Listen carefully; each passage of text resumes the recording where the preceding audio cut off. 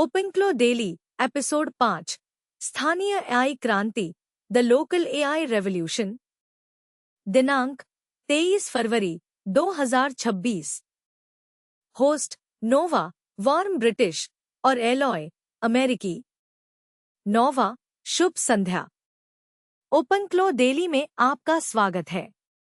Alloy यह हफ्ता स्थानीय एआई लोकल एआई क्षेत्र के लिए बिल्कुल जबरदस्त रहा है। हमारे पास प्रमुख एंटरप्राइज कवरेज, अविश्वसनीय हार्डवेयर विकास और कुछ वास्तव में विचारोत्तेजक सुरक्षा चर्चाएं हैं। आइए इसमें गहराई से उतरते हैं।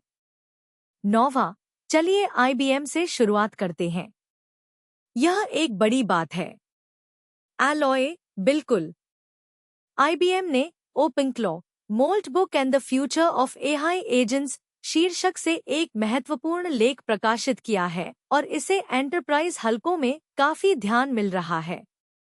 हम आईबीएम की बात कर रहे हैं, दुनिया की सबसे बड़ी टेक्नोलॉजी कंपनियों में से एक, जिसकी एंटरप्राइज कंप्यूटिंग और आर्टिफिशियल इंटेलिजेंस रिसर्च में गहरी जड़ें हैं। वे आम तौर पर वॉटसन, क्लाउड इंफ्रास्ट्रक्चर और एंटरप्राइज एआई समाधानों पर ध्यान केंद्रित करते हैं। तथ्य यह है कि वे ओपनक्लो के बारे में लिख रहे हैं, आपको गहराई से बताता है कि यह प्रोजेक्ट कितनी दूर तक आ गया है।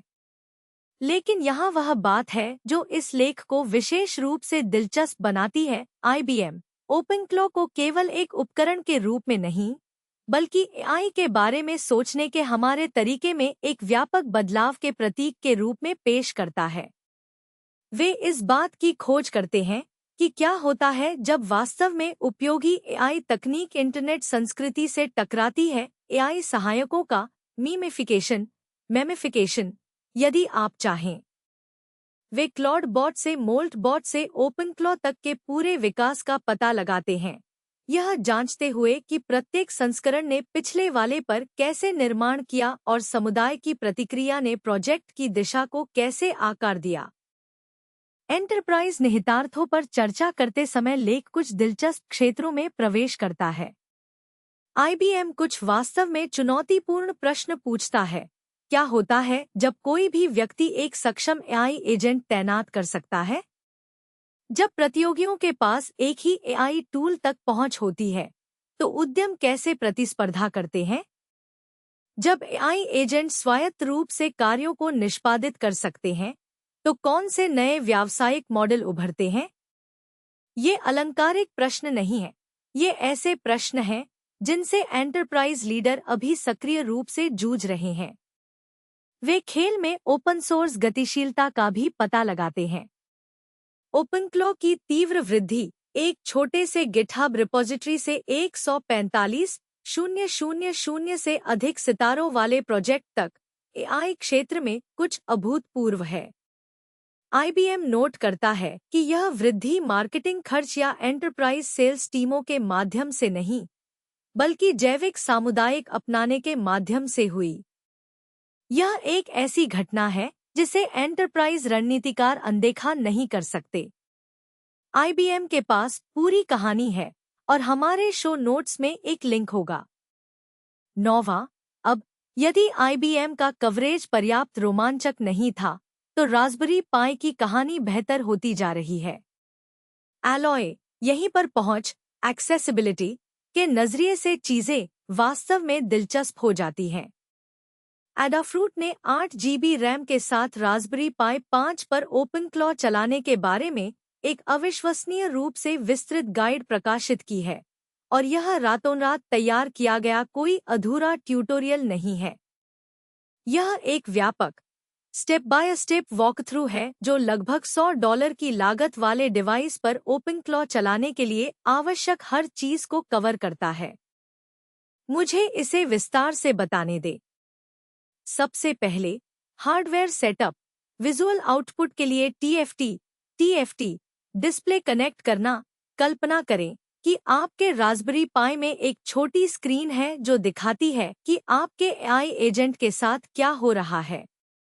वे तापमान और दबाव सेंसर को कवर करते हैं, जो असामान्य लग सकते हैं, लेकिन वास्तव में फिजिकल कंप्यूटिंग प्रोजेक्ट्स के लिए आकर्षक संभावनाएं खोलते हैं। चाहते हैं कि आपका एआई एजेंट आपके सर्वर रूम में तापमान की निगरानी करे? हो गया। क्या इसे वायुमंडलीय दबाव परिवर्तनों पर प्रतिक्रिया करने की आवश्यकता है? संभव है। यूएसबी कैमरा इंटीग्रेशन विशेष रूप से रोमांचक है। हम आपके एआई एजेंट को विजन क्षमताएं देने की बात कर रहे हैं। यह विजुअल इनपुट को देख सकता है, प्रोसेस कर सकता है और प्रतिक्रिया दे सकता है। टेक्स्ट टू स्पीच आउटपुट के लिए ई स्पीक और स्पीच टू टेक्स्ट इनपुट के लिए विस्पर स्मॉल के माध्यम से वॉइस क्षमताओं के साथ संयुक्त, आप एक पूरी तरह से वॉइस इंटरेक्टिव एआई सहायक देख रहे हैं जो एक कंप्यूटर पर चल रहा है जो आपकी जेब में फिट बैठता है।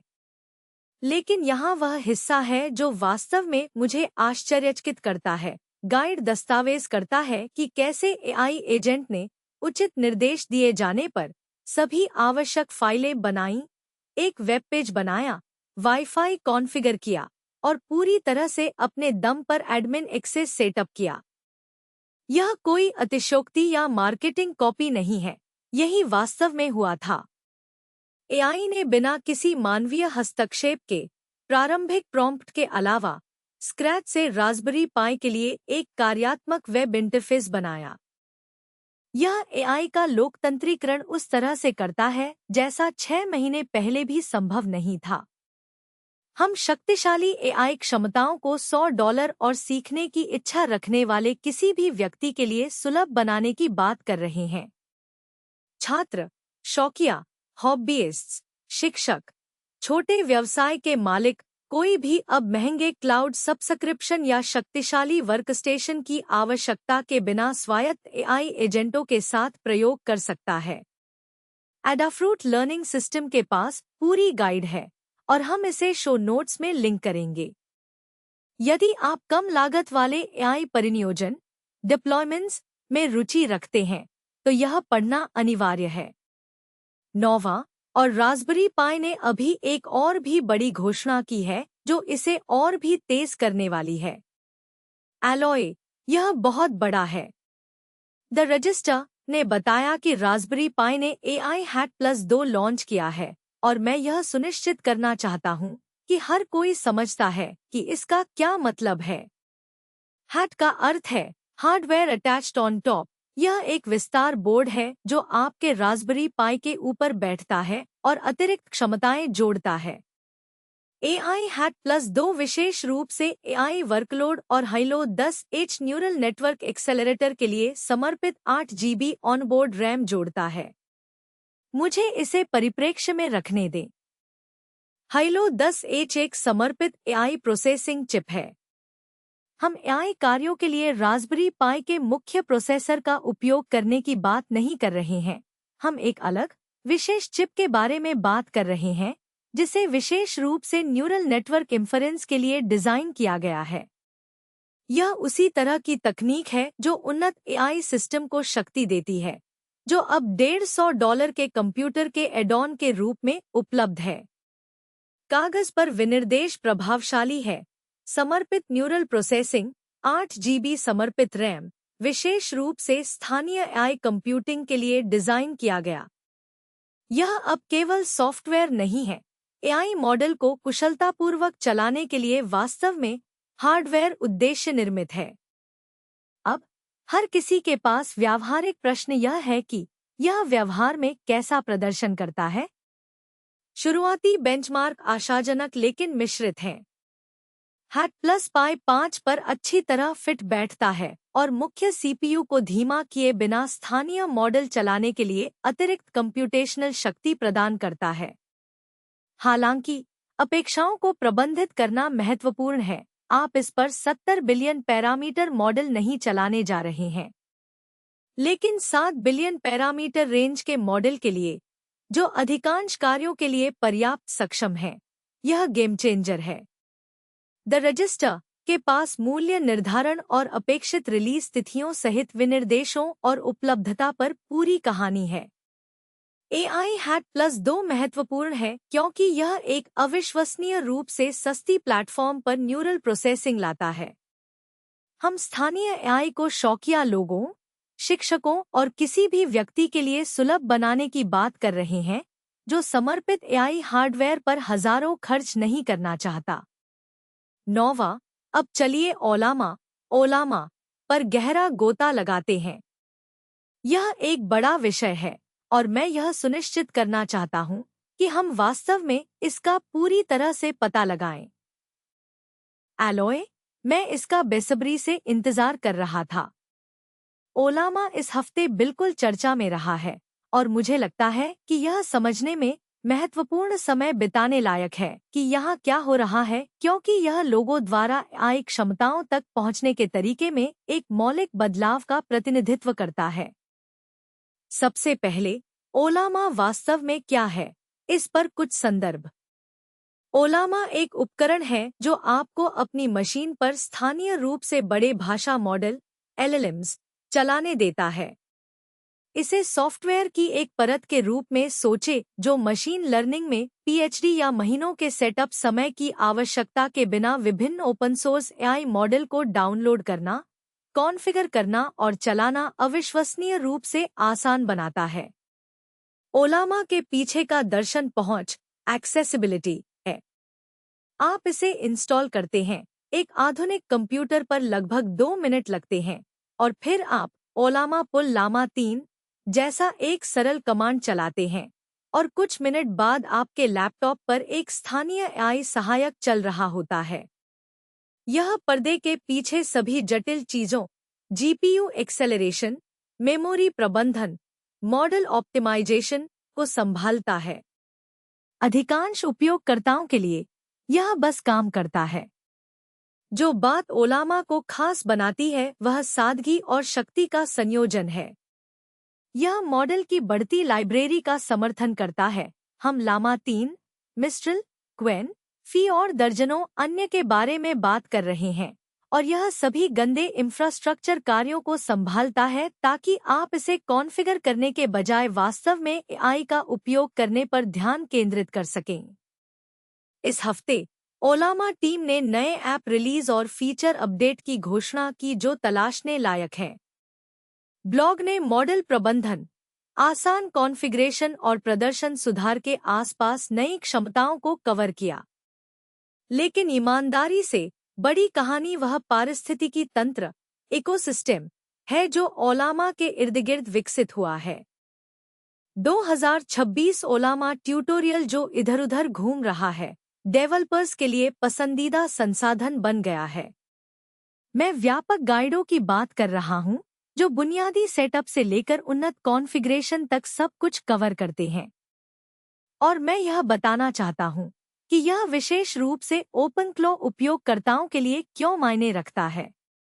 यहाँ मुख्य अंतर्दृष्टि है। ओपनक्लो एक मॉडल प्रदाता के रूप में ओलामा से जुड़ सकता है। इसका मतलब है कि OpenAI या एंथ्रोपिक या गूगल API के लिए भुगतान करने के बजाय, जो भारी उपयोग के लिए प्रति माह सैकड़ों या हजारों डॉलर तक बढ़ सकता है, आप अपने मॉडल स्थानीय रूप से चला सकते हैं। आपके AI एजेंट के पास एक ही मौलिक मॉडल क्षमताओं तक पहुंच है, लेकिन आपका डेटा आपकी मशीन को कभी नहीं छोड़ता है। यह कई कारणों से गेम चेंजर है और मैं प्रत्येक के बारे में वास्तव में स्पष्ट होना चाहता हूं। पहला, गोपनीयता, प्राइवेसी। जब आप ओलामा को स्थानीय रूप से चला रहे होते हैं, तो आपकी बातचीत, आपकी फाइलें, आपका डेटा, इसमें से कुछ भी क्लाउड पर नहीं जाता है। यह कई उपयोगकर्ताओं के लिए छोटी बात नहीं है। हम मालिकाना कोड, प्रोप्राइटरी कोड के साथ काम करने वाले डेवलपर्स, संवेदनशील ग्राहक डेटा संभालने वाले व्यवसायों, मरीजों की जानकारी से निपटने वाले स्वास्थ्य सेवा कार्यकर्ताओं, गोपनीय केस फाइलों का प्रबंधन करने वाले वकीलों की बात कर रहे हैं। सूची लंबी है। संवेदनशील जानकारी संभालने वाले किसी भी व्यक्ति के लिए अपनी इंफ्रास्ट्रक्चर को छोड़े बिना शक्तिशाली AI का उपयोग करने की क्षमता बहुत बड़ी है।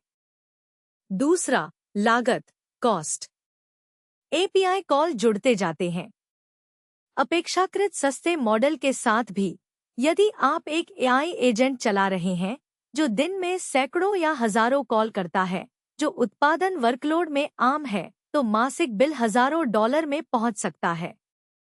ओलामा के साथ आपकी लागतें तय हैं। आप हार्डवेयर के लिए एक बार भुगतान करते हैं और फिर यह हमेशा के लिए मुफ्त है। शौकिया लोगों और छोटी टीमों के लिए यह अविश्वसनीय रूप से आकर्षक है। आधारित समाधानों की तुलना में आपका ब्रेक इवन पॉइंट अक्सर भारी उपयोग के कुछ ही महीने होता है। तीसरा, अनुकूलन और प्रयोग, कस्टमाइजेशन एंड एक्सपेरिमेंटेशन। जब आप अपने स्वयं के मॉडल चलाते हैं तो आपके पास वह लचीलापन होता है जो आपके पास आधारित समाधानों के साथ नहीं होता है।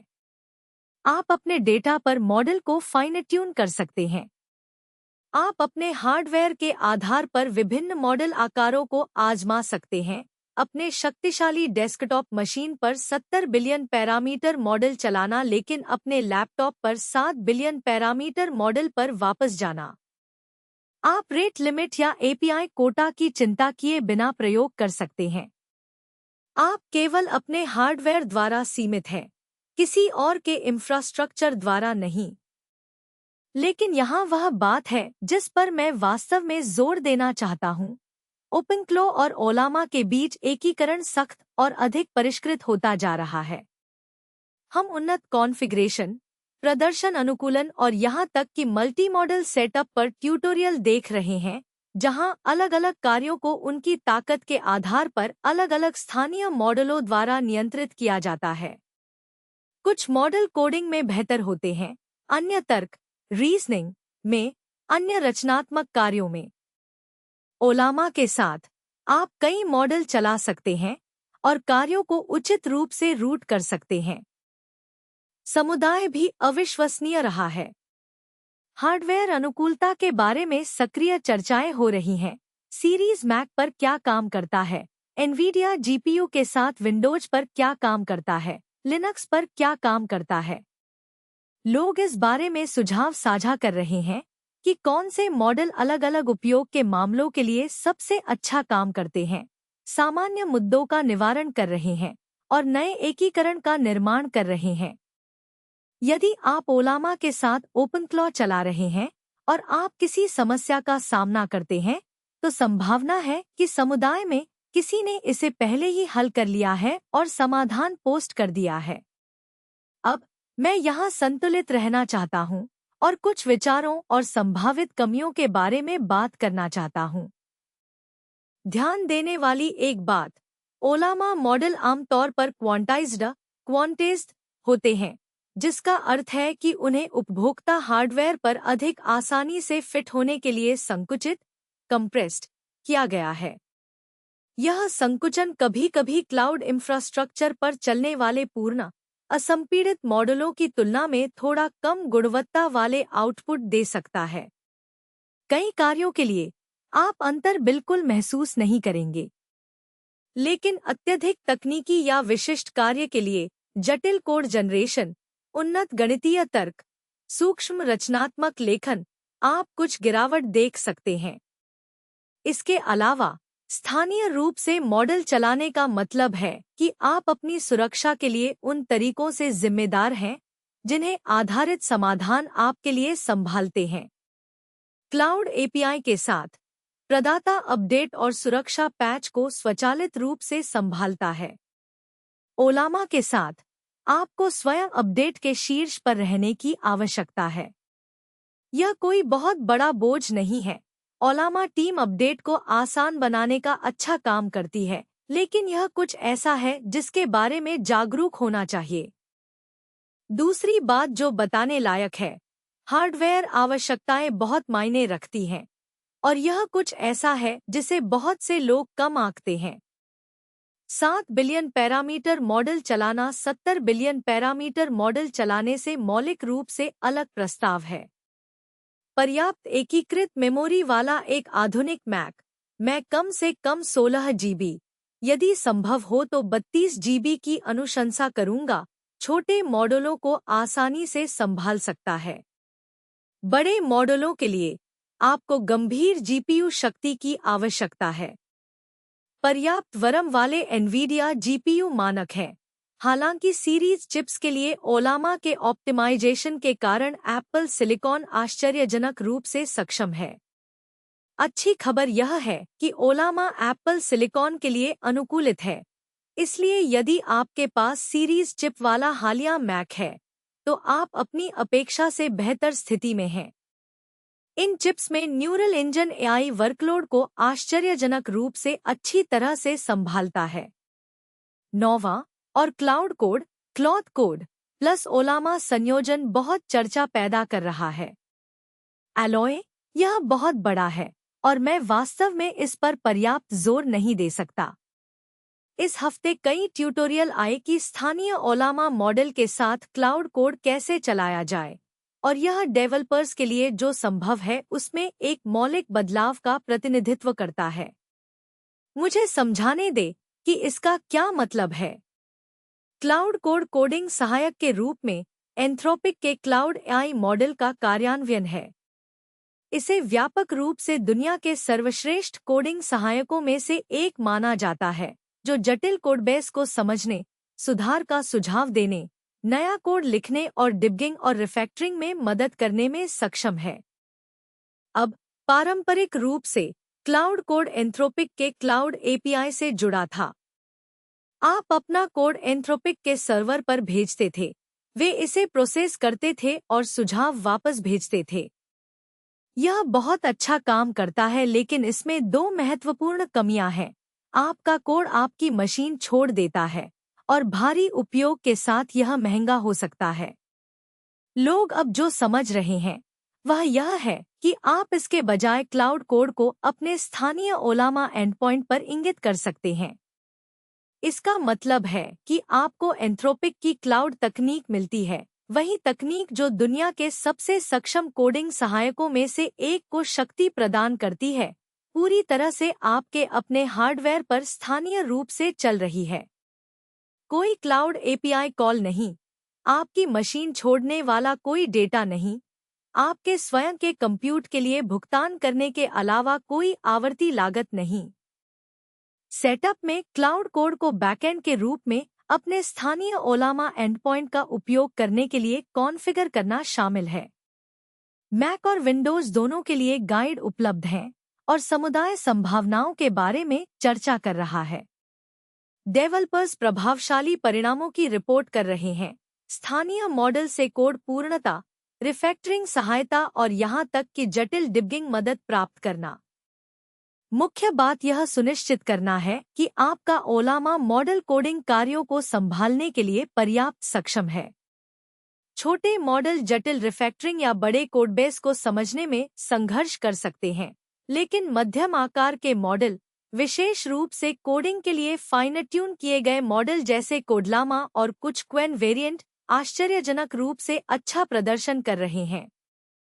एक व्यावहारिक सुझाव: यदि आप इसे सेटअप कर रहे हैं तो ऐसे मॉडल से शुरू करें जो कोडिंग कार्यों पर अच्छा प्रदर्शन करने के लिए जाना जाता है। कोडलामा स्पष्ट विकल्प है, इसे सचमुच इसके लिए डिजाइन किया गया है।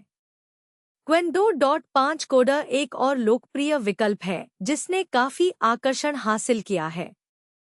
फिर जैसे जैसे आप अधिक सहज होते जाते हैं, आप प्रदर्शन और संसाधन उपयोग के बीच सही संतुलन खोजने के लिए अन्य मॉडलों के साथ प्रयोग कर सकते हैं।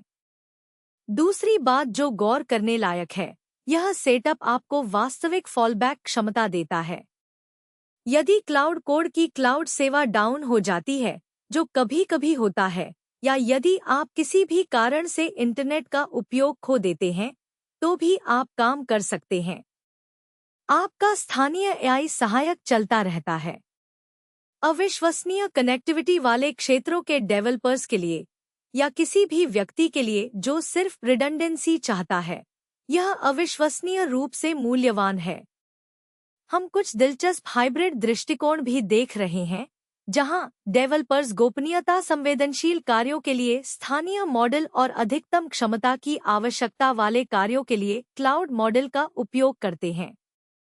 यह दोनों दुनियाओं का सबसे अच्छा है।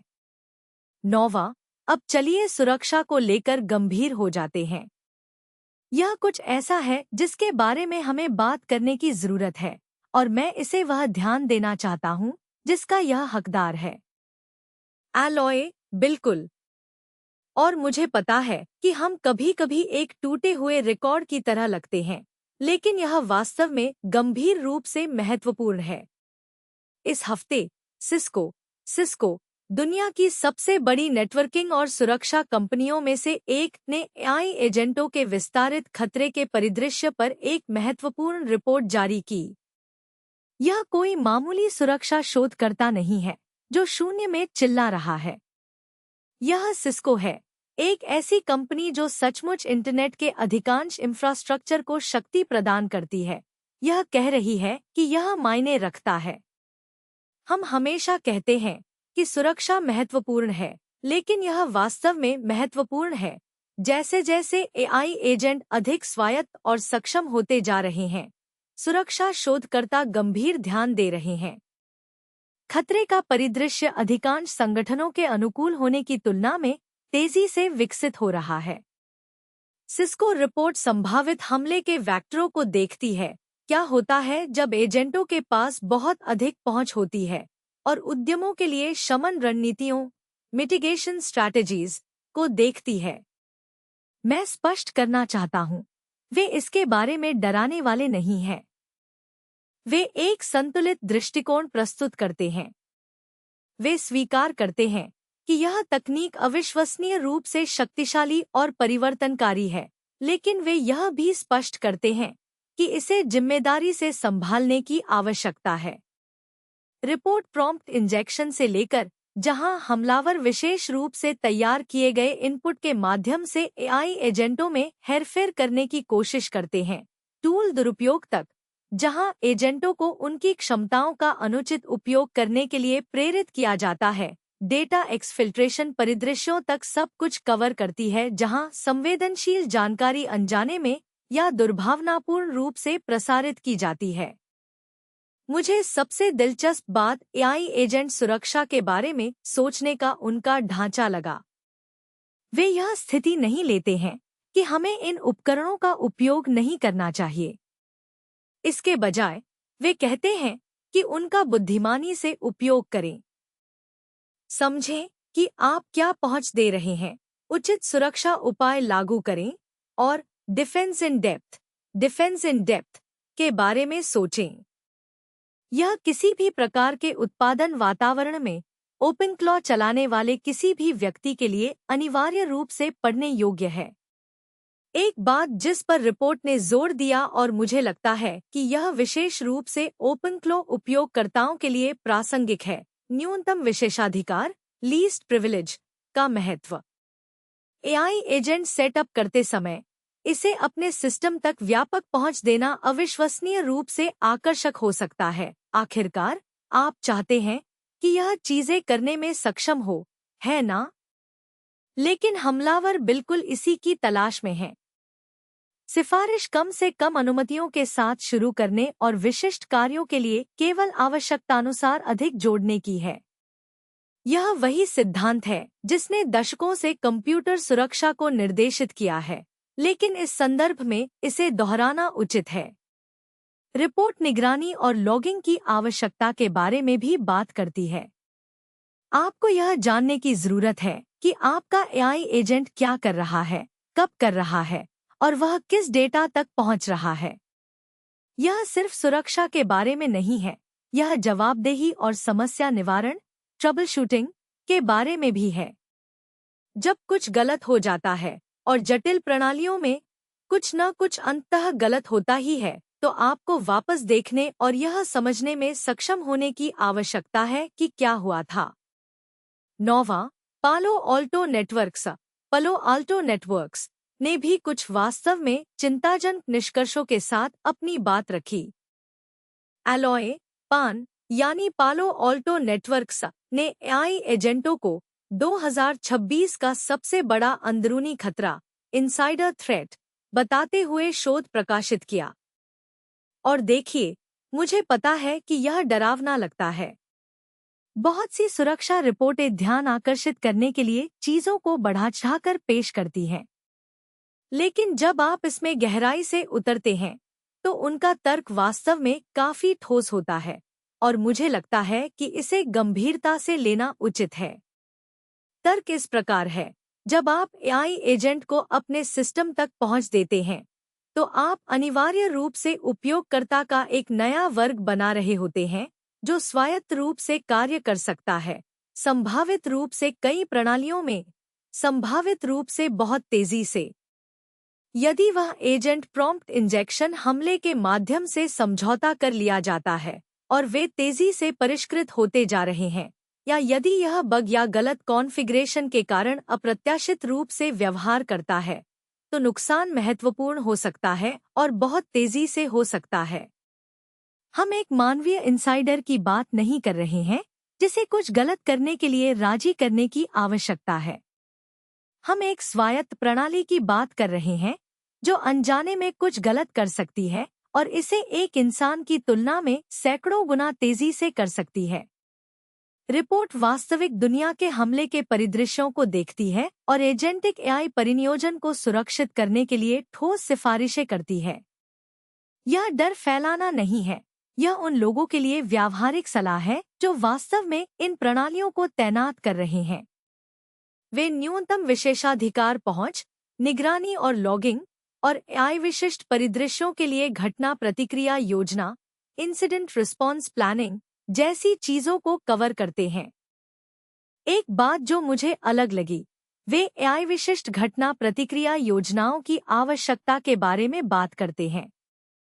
पारंपरिक सुरक्षा घटना प्रतिक्रिया पूरी तरह से एक एआई एजेंट के उन तरीकों से अप्रत्याशित व्यवहार करने के लिए जिम्मेदार नहीं हो सकती है जो इंसान नहीं करेंगे।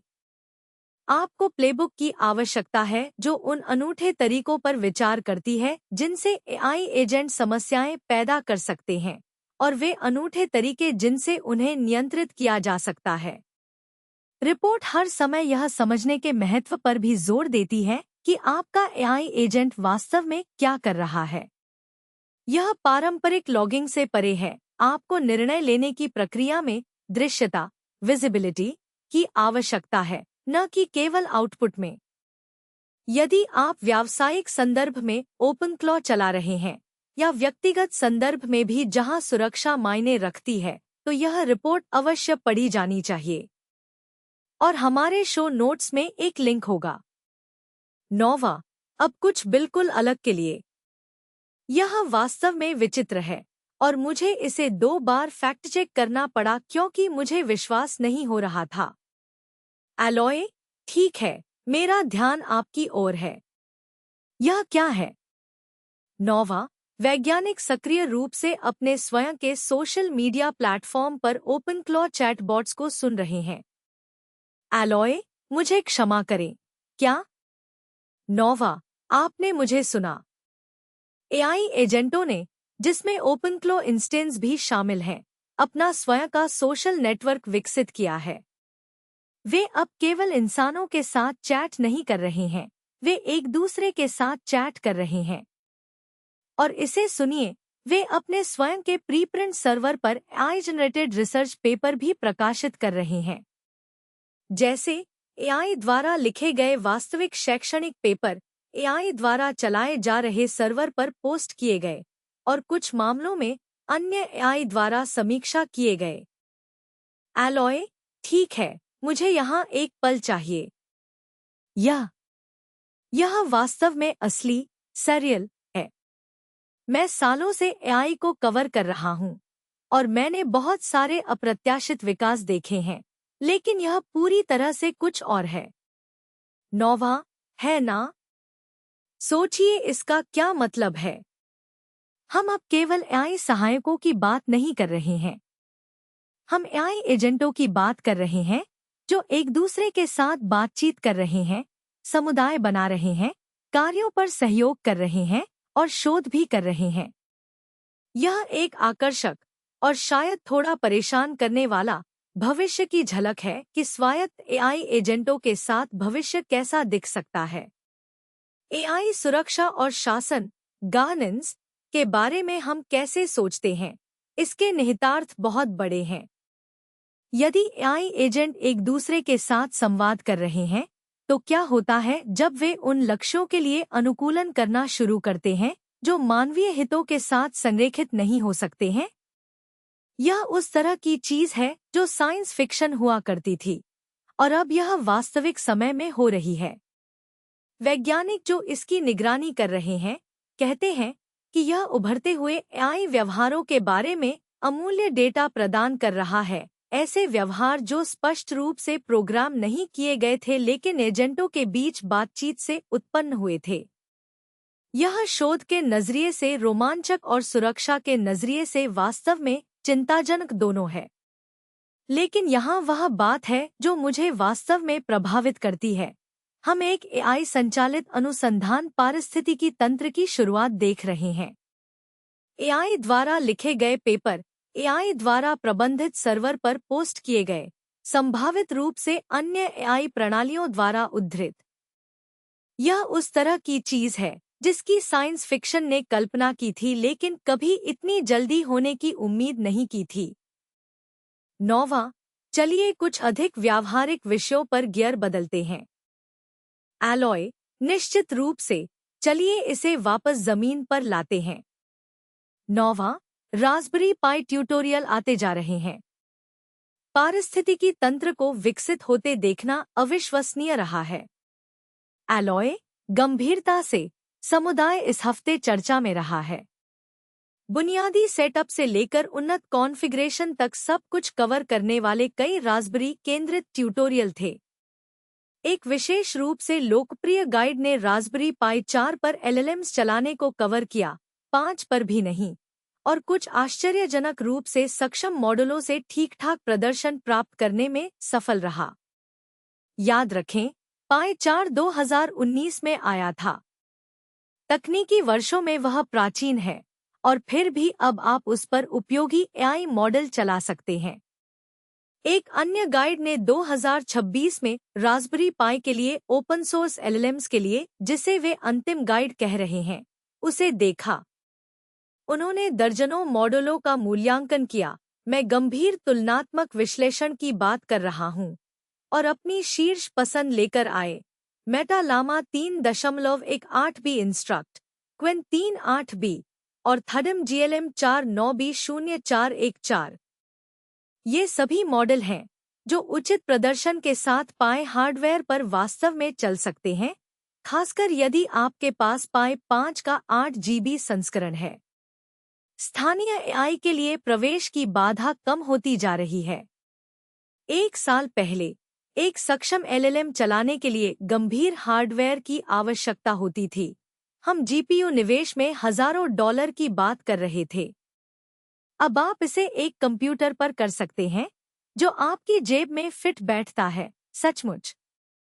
शिक्षा, पहुंच और गोपनीयता के लिए निहितार्थ बड़े हैं। एक बात जिसे मैं उजागर करना चाहता हूं, एआई हैट प्लस के साथ रास्पबेरी पाई 5 इस क्षेत्र के लिए गेम चेंजर होने जा रहा है। उस मूल्य बिंदु पर समर्पित न्यूरल प्रोसेसिंग हार्डवेयर होना ऐसी संभावनाएं खोलता है जो पहले उपलब्ध नहीं थी। हम उन मॉडलों को चलाने की बात कर रहे हैं जिन्हें चलाने के लिए सिर्फ 1 साल पहले एक समर्पित जीपीयू वर्कस्टेशन की आवश्यकता होती, वह भी $150 के कंप्यूटर पर। यह उल्लेखनीय है। 9वां, समाप्त करने से पहले एक और बात। मैं एंटरप्राइज रुचि के बारे में बात करना चाहता हूं।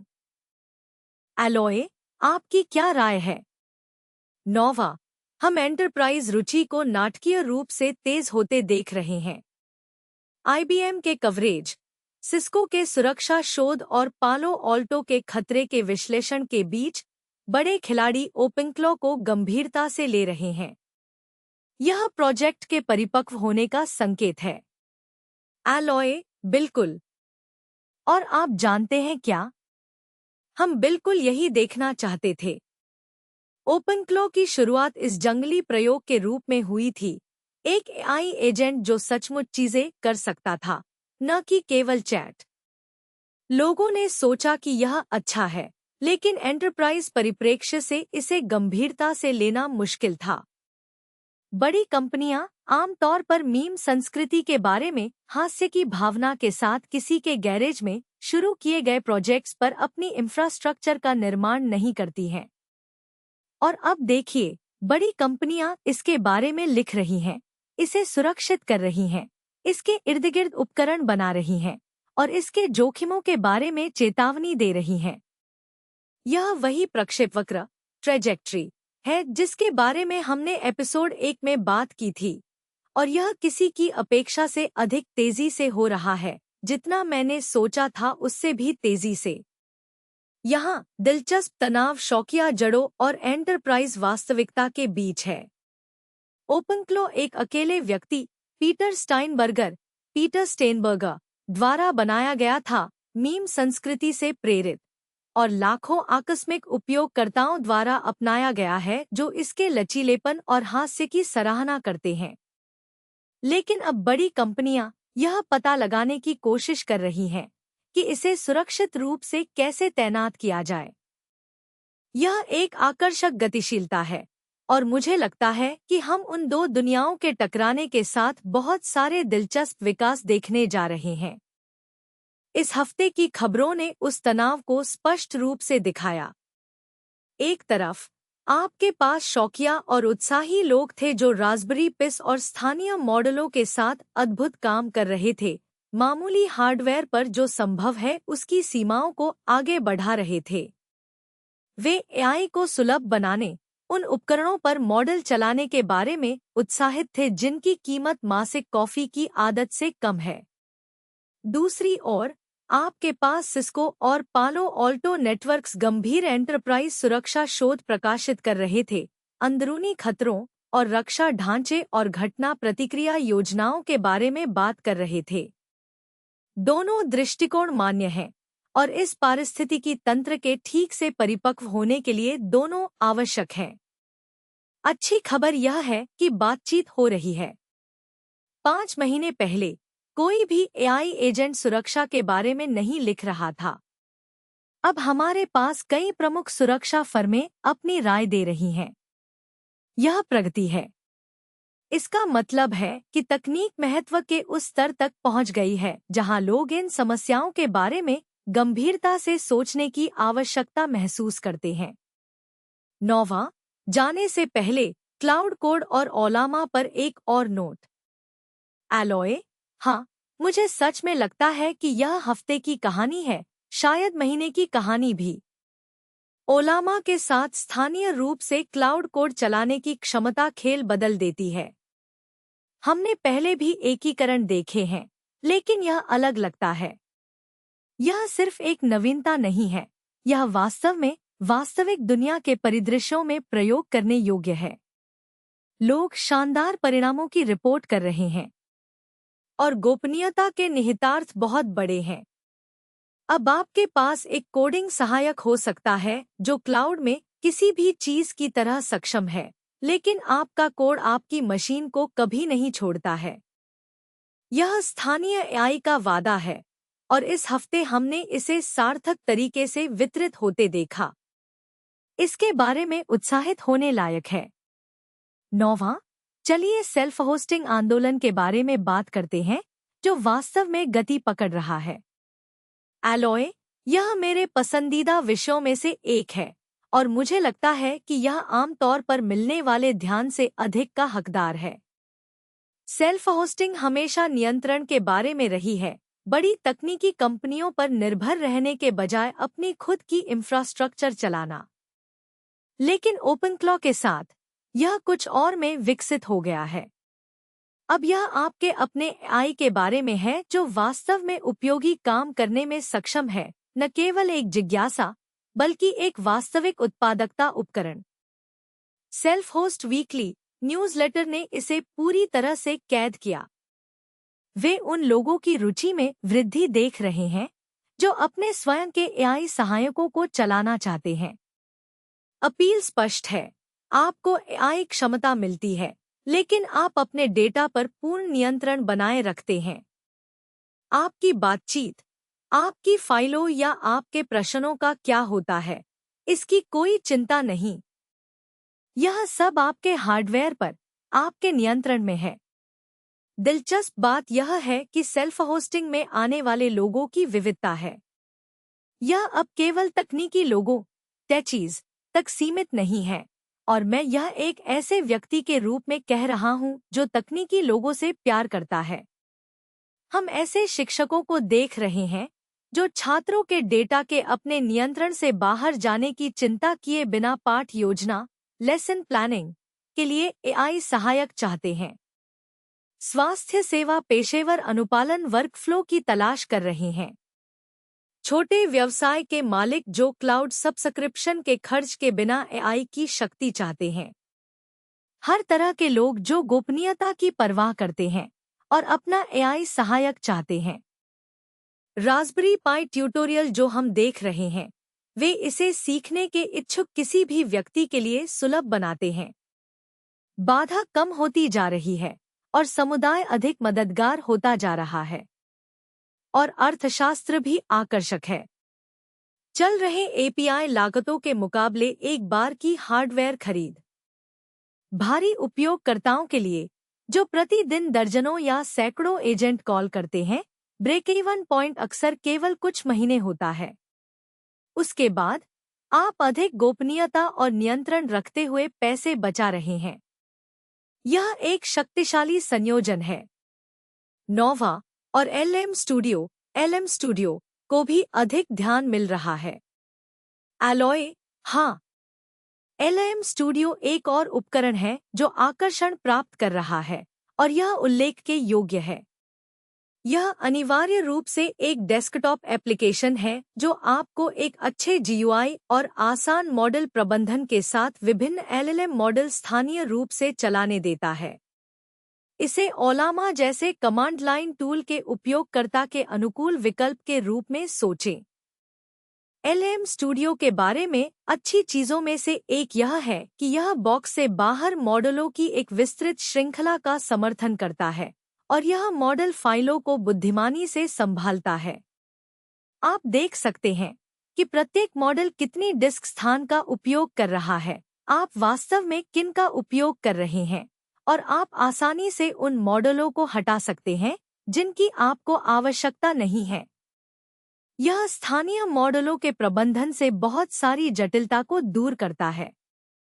इस हफ्ते की बड़ी खबर यह है कि लोग यह पता लगा रहे हैं कि क्लाउड कोड के साथ एलएम स्टूडियो मॉडल का उपयोग कैसे किया जाए। यह स्थानीय एआई पहेली का एक और टुकड़ा है। एलएम स्टूडियो विभिन्न मॉडलों को ब्राउज करना, डाउनलोड करना और चलाना अविश्वसनीय रूप से आसान बनाता है। आप दर्जनों मॉडलों के साथ प्रयोग कर सकते हैं, देख सकते हैं कि कौन से आपके उपयोग के मामले के लिए सबसे अच्छा काम करते हैं, और उनके बीच आसानी से स्विच कर सकते हैं। इंटरफेस कमांड लाइन टूल की तुलना में बहुत अधिक सुलभ है, जो प्रवेश की बाधा को काफी कम करता है। ओपनक्लो उपयोगकर्ताओं के लिए एलएम स्टूडियो एकीकरण का अर्थ और भी अधिक लचीलापन है। आप ओपनक्लो को एलएम स्टूडियो के स्थानीय सर्वर से जोड़ सकते हैं, जिससे आपको उन मॉडलों तक पहुंच मिलती है जिन्हें आपने एलएम स्टूडियो के माध्यम से डाउनलोड किया है। यह स्थानीय एआई उपकरणों के बढ़ते पारिस्थितिकी तंत्र में एक और विकल्प है। यहाँ मुख्य अंतर्दृष्टि यह है कि स्थानीय एआई पारिस्थितिकी तंत्र तेजी से परिपक्व हो रहा है। 1 साल पहले स्थानीय एआई के साथ सेटअप होना अपने आप में एक प्रोजेक्ट था। आपको तकनीकी ज्ञान, धैर्य और समस्या निवारण की इच्छा की आवश्यकता थी। अब कई पॉलिश किए गए उपकरण हैं, ओलामा, एलएम स्टूडियो और अन्य, जो इसे बुनियादी कंप्यूटर कौशल वाले किसी भी व्यक्ति के लिए सुलभ बनाते हैं। प्रतिस्पर्धा नवाचार को चला रही है और उपयोगकर्ताओं को लाभ हो रहा है। नोवा, एक और बात, एंटरप्राइज सुरक्षा एक प्रमुख विषय बन रही है। एलॉय, यह वास्तव में है। हमने पहले सिस्को और पालो ऑल्टो नेटवर्क्स का उल्लेख किया था, लेकिन और भी बहुत कुछ है। फेडरल रजिस्टर ने सरकार में एआई के संबंध में जानकारी के लिए एक अनुरोध प्रकाशित किया, जो बताता है कि नियामक उच्चतम स्तरों पर एआई शासन के बारे में गंभीरता से सोच रहे हैं। और कई सुरक्षा फर्मों ने अकेले इस हफ्ते एजेंटिक एआई खतरों के बारे में रिपोर्ट प्रकाशित की है। हम इस क्षेत्र में वास्तविक संस्थागत ध्यान देख रहे हैं। साझा सूत्र यह है कि उद्यम अपने एआई परिनियोजन को सुरक्षित करने के लिए दौड़ रहे हैं। वे सुनिश्चित नहीं हैं कि इसे ठीक से कैसे किया जाए। सर्वोत्तम अभ्यास अभी भी खोजे जा रहे हैं, लेकिन वे जानते हैं कि उन्हें कुछ करने की जरूरत है। पीछे छूट जाने का डर वास्तविक है। कोई भी वह कंपनी नहीं बनना चाहता जिसने डेटा लीक होने तक एआई सुरक्षा को नजरअंदाज किया। जो उत्साहजनक है वह यह है कि बातचीत क्या हमें एआई एजेंटों का उपयोग करना चाहिए, इसे बदलकर हम उन्हें सुरक्षित रूप से कैसे उपयोग करें पर जा रही है। यह प्रगति है। इसका मतलब है कि तकनीक शुरुआती अपनाने वाले चरण से आगे बढ़कर मुख्यधारा की चेतना में चली गई है। लोग अब यह सवाल नहीं कर रहे हैं कि एआई एजेंट महत्वपूर्ण हैं या नहीं, वे सवाल कर रहे हैं कि उन्हें जिम्मेदारी से कैसे लागू किया जाए। ओपनक्लो उपयोगकर्ताओं के लिए इसका मतलब कुछ चीजें हैं। पहला, भविष्य के रिलीज में अधिक सुरक्षा केंद्रित सुविधाओं की अपेक्षा करें। प्रोजेक्ट ने हमेशा सुरक्षा की परवाह की है, लेकिन एंटरप्राइज रुचि उस विकास को तेज करेगी। दूसरा, समुदाय से अधिक टूलिंग और सर्वोत्तम प्रथाओं के उभरने की अपेक्षा करें। जब उद्यम किसी तकनीक को अपनाते हैं तो वे उसे सुरक्षित और अधिक मजबूत बनाने में निवेश करते हैं, और अक्सर उन सुधारों से सभी को लाभ होता है। 9वां, साइन ऑफ करने से पहले मैं विशेष रूप से ओपनक्लो उपयोगकर्ताओं के लिए ओलामा के बारे में एक और बात कहना चाहता हूं। एलॉय निश्चित रूप से वह क्या है। 9वां, सीखने की अवस्था लर्निंग कर्व है निश्चित रूप से, लेकिन समुदाय ने अविश्वसनीय संसाधन बनाए हैं। 2026 ट्यूटोरियल जिसका हमने उल्लेख किया वह व्यापक है, लेकिन जल्दी शुरू करने के लिए छोटे गाइड भी हैं। और ओलामा टीम सामुदायिक प्रतिक्रिया के प्रति उत्तरदायी रही है। वे ऐसी विशेषताएं जोड़ रहे हैं जो लोग वास्तव में चाहते हैं, न कि केवल वह जो तकनीकी रूप से अच्छा लगता है।